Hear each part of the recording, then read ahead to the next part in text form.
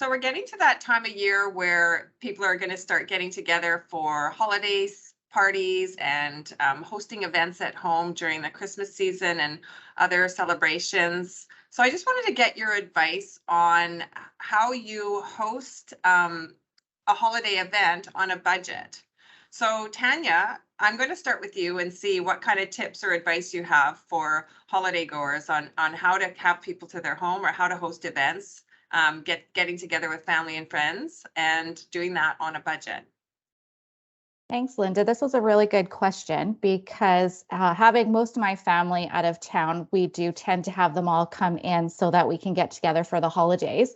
So, as you can imagine, if you're doing that multiple times throughout the season, it can get fairly expensive. So, trying to figure out how you're going to not go over the top but still have a really good time was something I put some thought into. So, the first thing that I thought and what I've been trying to implement myself is setting myself a budget, but not a budget per event, an entire budget of what I think I'm going to need to host the events that I'm having myself.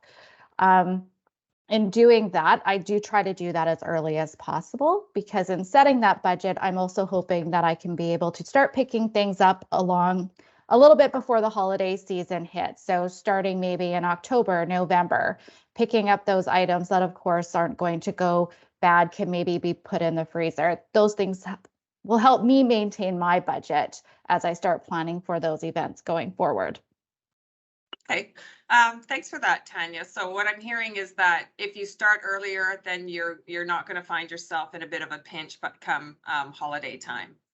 Absolutely, because I think we can all say it. The closer we get to the holiday season, we can start seeing costs going up in our grocery stores, our retail stores. As so, starting to do that a little bit early, I have found that I can start getting things a little bit less expensive, and that allows me either a bigger budget for other things, or at least keeping within my budget. Okay, yeah, thanks for that. And I think this time, this year is a bit more, where I think we're all a bit more mindful of those costs because we're seeing inflation and rising interest rates. Sandra, what do you do to prepare for the holidays and having people over and doing all of those good things and fun things on a budget?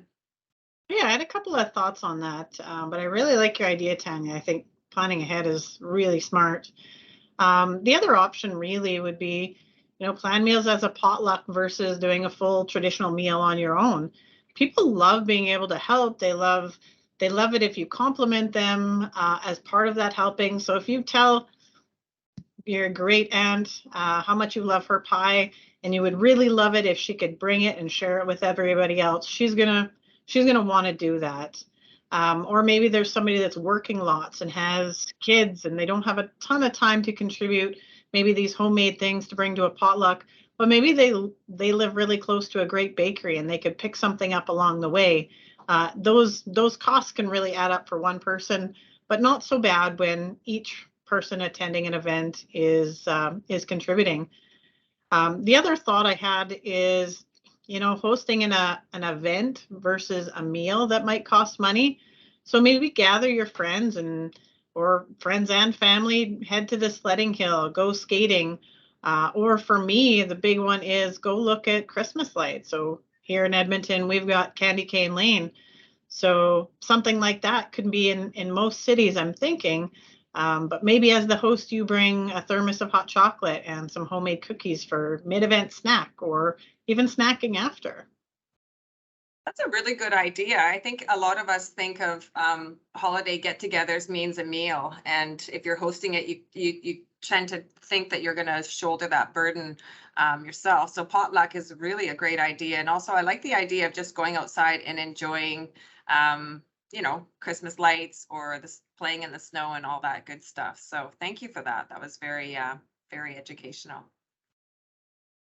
I love that idea. What a great idea, actually, particularly the potluck. I don't, as you noted, everybody likes to be complimented on something that they're bringing.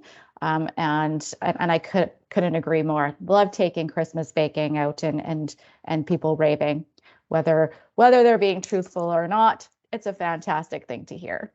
It's also a really good way of staying on the guest list because if you have something that people look forward to each year and you do not share that recipe, which doesn't really sound like Christmas spirit, but if you keep that recipe close to you, then you're guaranteed a spot on the guest list. So if you're not hosting personally, you are going to get invited to more parties potentially, just for that Absolutely. secret recipe. For sure. That's right.